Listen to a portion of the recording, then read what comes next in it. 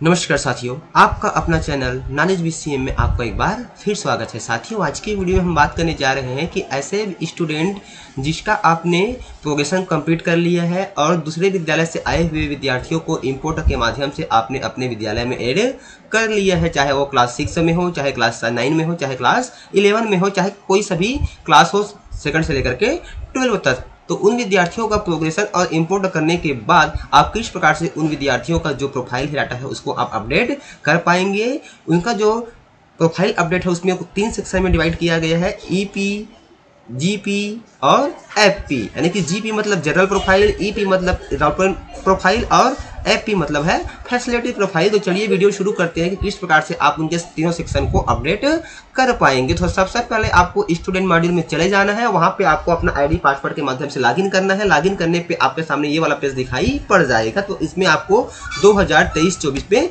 चले जाना है। एकेडमिक ईयर जैसे ही 2023-24 पे आप क्लिक करते हैं तो आपके सामने एक नया डैशबोर्ड ओपन हो जाता है।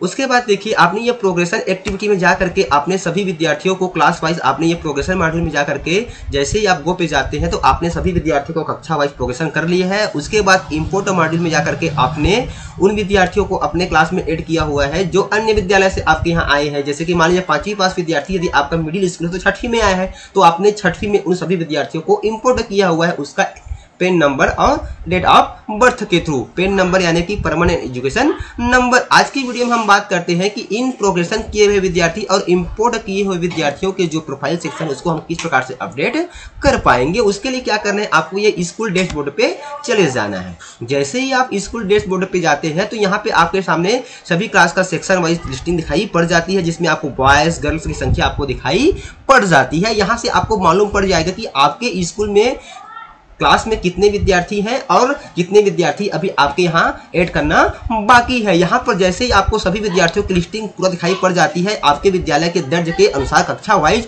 उसके बाद क्या करना है, आपको यहाँ पर देखिए एक्शन के नीचे में आपको व्यू या फिर मैनेज का की दिखाई पड़ता है। तो जिस क्लास के विद्यार्थियों का आप प्रोफाइल सेक्शन अपडेट करना चाहते हैं तो वहां पे आपको ये व्यू और मैनेज पे ही क्लिक कर देना है। जैसे ही व्यू और मैनेज पे आप क्लिक करते हैं तो आपके सामने उस क्लास के सभी विद्यार्थियों की लिस्टिंग आपको दिखाई पड़ जाएगी।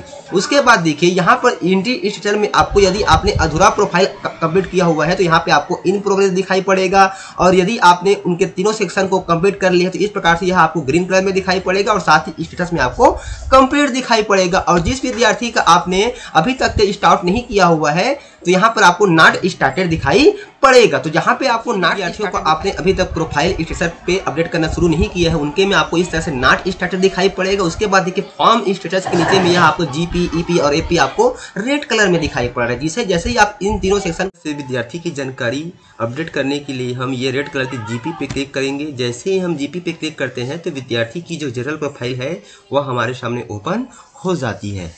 इस प्रकार से जैसा आपको स्क्रीन पर दिखाई पड़ रहा है। साथियों, यहाँ पर जो आपको विद्यार्थी की प्रोफाइल दिखाई पड़ती है इसमें विद्यार्थी की जो डिटेल है वह आपको पहले से भरी भुराई मिलती है। यहाँ पे आपको ज़्यादा कुछ करने की ज़रूरत नहीं है। यदि आपको लगता है कि यहाँ पर कुछ संशोधन करने की आवश्यकता है, यानी कि उसके डेट ऑफ बर्थ में या फिर उसके माता पिता के नाम में या फिर उसके आधार में, तो यहाँ पे आप एड करके उसको करेक्शन कर सकते हैं। अन्यथा आपको यहाँ पे कुछ करने की जरूरत नहीं है। यदि पूरी डिटेल सही है सीधा आपको स्क्रॉल करके नीचे आ जानी है। यहाँ पर देखिए, आपको कहा जा रहा है कॉन्टैक्ट का डिटेल। तो यहाँ पर विद्यार्थी की कॉन्टैक्ट डिटेल भी पहले से आपको फिल हुई मिल जाएगी। यदि इसमें आप कुछ करेक्शन करना चाहते हैं तो एडिट करके इसको आप करेक्शन कर सकते हैं। उसके बाद जैसे ही हम एडिशनल डिटेल में आते हैं तो यहाँ पे आपको उसका mother tongue, social category, minority वर्ग, ये सब आपको पहले से भरा भुराया मिल जाता है। यदि आपको इसमें कुछ संशोधन करना चाहते हैं तो इसमें आप एडिट करके संशोधन कर सकते हैं। उसके बाद जैसे ही हम स्क्रॉल करके नीचे आते हैं, देखिए सबसे लास्ट में आपको दिखाई पड़ रहा है 4.1.20 ब्लड ग्रुप। इसको आपको अपडेट करना जरूरी है। इसके लिए क्या करना है, आपको ये सिलेक्ट दिखाई पड़ रहा है, इसके ऊपर आपको क्लिक करना है। जैसे ही क्लिक करते हैं तो यहाँ पर ब्लड ग्रुप ऑप्शन ओपन हो जाता है कि उनका ब्लड ग्रुप विद्यार्थी का ए पॉजिटिव है कि ए नेगेटिव है, कि बी पॉजिटिव है, कि बी नेगेटिव है, कि ओ पॉजिटिव है, कि ओ नेगेटिव है, कि ए बी प्लस पॉजिटिव है, कि ए बी माइनस नेगेटिव है। तो इसमें से आपको किसी एक ऑप्शन का चयन कर लेना है। अब यदि आपको विद्यार्थी का ब्लड ग्रुप मालूम नहीं है तो आपको ये लास्ट वाला ऑप्शन दिया गया है, under investigation result will be updated soon, ये वाला ऑप्शन आपको चयन कर लेना है और विद्यार्थियों से आपको उनका ब्लड ग्रुप का रिजल्ट उनसे मंगा लेना है। और जैसे ही आपको विद्यार्थी का ब्लड ग्रुप रिजल्ट प्राप्त हो जाता है तो इसको बाद में आप अपडेट कर सकते हैं। फिर उसके बाद ये आपको अपडेट करे पे क्लिक कर देना है। जैसे ही आप अपडेट करे पे क्लिक करेंगे तो आपके सामने इस प्रकार से पेज दिखाई पड़ता है कि profile general data updated successfully. फिर आपको ये क्लोज पे क्लिक करना है। उसके बाद फिर आपको यहाँ पर देखिए नीचे में नेक्स्ट बटन दिखाई पड़ रहा है, आपको ये नेक्स्ट पे क्लिक करना है। जैसे ही आप नेक्स्ट पे क्लिक करते हैं तो यहाँ पे विद्यार्थी का एनरोलमेंट डिटेल आपके सामने ओपन हो जाता है। यहाँ पे आपको एडमिशन नेम, एडमिशन जो नंबर है वह आपका पहले से भरा भरा मिल जाता है। यहाँ पे कहा जा रहा है 4.2.2 में admission date in present school, तो यहाँ पे विद्यार्थी का जो एडमिशन दिनांक है वह प्रेजेंट स्कूल का डालना है। जैसे कि मान लीजिए कोई विद्यार्थी क्लास 7 में पढ़ रहा है या फिर क्लास 5 में पढ़ रहा है, तो उसने प्रथम बार कक्षा पहली में या फिर कक्षा 6वीं में जिस दिनांक को एडमिशन लिया हुआ था उस दिनांक को यहाँ पे आपको फिल कर देनी है। और क्लास 1 के मामले में या फिर क्लास 6 के मामले में आपका वर्तमान ईयर का डेट आ जाएगा। और कोई विद्यार्थी मान लीजिए आपके विद्यालय में इसी साल प्रवेश लिया है तो आपको इसी वर्ष का डेट फिल करना है। तो यहाँ पर क्लियर हो चुका है कि विद्यालय में जिस दिनांक को वह एडमिशन लिया है उस दिनांक को यहाँ पे आपको फिल करना है। फिर यहाँ से आपको क्लास या सेक्शन रोल नंबर फिल कर देना है इस तरह से। उसके बाद यहाँ पे देखिए मीडिया मान इंस्ट्रक्शन आपको पहले से भरा भरा मिल जाता है। यहाँ पर देखिए नीचे स्क्रॉल करके आते हैं, यहाँ पर जो आपका एकेडमिक स्ट्रीम दिया गया है कि विद्यार्थी क्या है या कौन से स्कूल में वर्तमान में पढ़ रहा है, ये चीज़ें आपको पहले से भरी भुराई मिल जाती है। क्यों? क्योंकि जब आपने विद्यार्थी का प्रोग्रेशन किया हुआ था उस समय यहाँ पे आपने उनका रिजल्ट अपडेट किया हुआ था और उसका क्या बोलते हैं स्कूल आने के दिनों की संख्या को आपने अपडेट किया हुआ था और प्रीवियस क्लास में उनका जो कितना परसेंट उन्हें अपडेट किया हुआ था, ये चीज़ें आपने पहले ही प्रोग्रेशन करते समय इसको अपडेट कर दिया, इसलिए यहाँ पे चीज़ें आपको भरी भुराई मिल जाती है। यदि आपको लगता है इसमें कुछ त्रुटि हो गई है तो इसको अपडेट करने के लिए आपको फिर से ये प्रोग्रेशन एक्टिविटी में जाके आपको फिर से प्रोग्रेशन वाला सेक्शन संबंधित क्लास के संबंधित विद्यार्थी का आपको ओपन करके वहां से अपडेट करेंगे, तभी यहाँ पे अपडेट कर पाएंगे। यहाँ पर इसको आप एडिट नहीं कर पाएंगे, यह नॉट एडिटेबल है। उसके बाद यहाँ पे जो जानकारी आपको दिखाई पड़ रही है डाटा करेक्ट है तो आपको ये सेव पे क्लिक कर देनी है। जैसे ही आप सेव पे क्लिक करते हैं, जैसे ही आप सेव पे क्लिक करते हैं फिर से आपके सामने स्क्रीन आता है कि एनरोलमेंट डाटा सेव्ड सक्सेसफुली। फिर आपको ये नेक्स्ट पे क्लिक करना है। जैसे ही आप नेक्स्ट पे क्लिक करते हैं तो अंत में आपके सामने विद्यार्थी का जो फैसिलिटी सेक्शन है वह ओपन हो जाता है इस तरह से जैसा आपको स्क्रीन पे दिखाई पड़ रहा है। उसके बाद देखिए साथियों, यहाँ पे कहा जा रहा है कि छात्र को प्रदान की जाने वाली सुविधाएं यह डेटा भरने के वर्ष के लिए यानी कि वर्तमान सत्र के लिए प्रविष्टि की जानी है। इसके लिए आपको हाँ पे क्लिक कर देना है और हाँ पे क्लिक करने के बाद जो जो फैसिलिटी विद्यार्थी को दिया जा रहा है इस पे आपको इस तरह से टिक कर देनी है, चेक कर देनी है इस तरह से। उसके बाद फिर हम स्क्रॉल करके नीचे आ जाते हैं तो यहाँ पे कहा जा रहा है छात्र द्वारा प्राप्त छात्र वृत्ति, यहाँ पे आपको ये पिछले शैक्षणिक वर्ष का देना है यानी कि सत्र 2022-23 का यहाँ पे फ्लिप करना है। तो यहाँ पे देखिए कहा जा रहा है केंद्रीय छात्रवृत्ति यानी विद्यार्थी को केंद्रीय छात्रवृत्ति प्राप्त हो रही तब की स्थिति में यस पे क्लिक करें। अन्यथा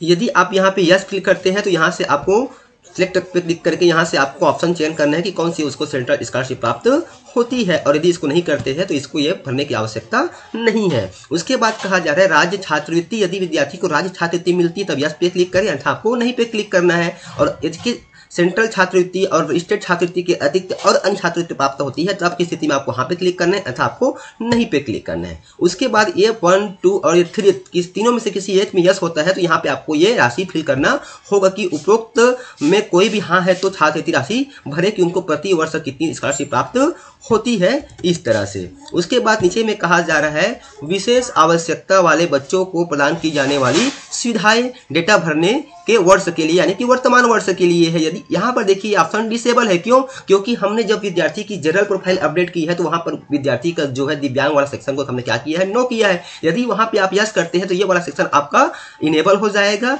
और यहाँ से आपको हाँ पे क्लिक करके जो उसको सुविधा प्राप्त होती है उसको आपको चयन करना है और प्राप्त नहीं होती तो आपको नहीं पे क्लिक करना होगा। फिर कहा जा रहा है क्या विशिष्ट सीखने की अक्षमता यानी कि SLD के लिए बच्चे की जांच की गई है तो यस पे क्लिक करें इस तरह से, अन्यथा आपको नहीं पे क्लिक करना है। यदि आप यस पे क्लिक करना है तो आपको इसमें तीनों में से किसी एक ऑप्शन पे आपको क्लिक करना होगा, अन्यथा आपको यहाँ पे नहीं पे क्लिक करना है। फिर स्क्रॉल करके हम ऊपर जाते हैं तो यहाँ पे कहा जा रहा है क्या ऑटिज्म स्पेक्ट्रम डिसऑर्डर यानी कि ASD के लिए बच्चे की जांच की गई है, की गई की स्थिति में यस पे क्लिक करें, अन्यथा आपको नहीं पे क्लिक करना है। फिर कहा जा रहा है क्या attention deficient hyper active disorder यानी कि ADHD के लिए बच्चे की जांच की गई है, तो यस पे क्लिक करें, अन्यथा आपको नहीं पे क्लिक करना है।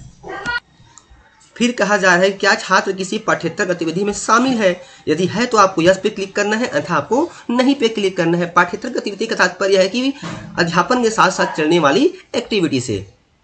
फिर कहा जा रहा है क्या छात्र की पहचान एक प्रतिभाशाली बच्चे के रूप में की गई है, तो आपको यस पे क्लिक करना है, अथवा आपको नहीं पे क्लिक करना है। यदि आप यस पे क्लिक करेंगे तो इसमें किसी एक ऑप्शन का आपको चयन करना होगा।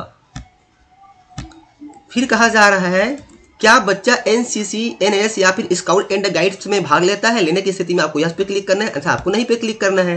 क्या छात्र इंटरनेट से ही डिजिटल उपकरणों को संभालने में सक्षम है, यदि है तो आपको यस पे क्लिक करना है, अथवा आपको नहीं पे क्लिक करना है। उसके बाद जैसे लास्ट में आते हैं तो यहाँ पर देखिए 4.3.10 में यहाँ पे छात्र की लंबाई सेंटीमीटर में कहा गया है और छात्र का वजन किलोग्राम में इसको फिल करना अनिवार्य है। तो यहाँ पे चलिए हम विद्यार्थी की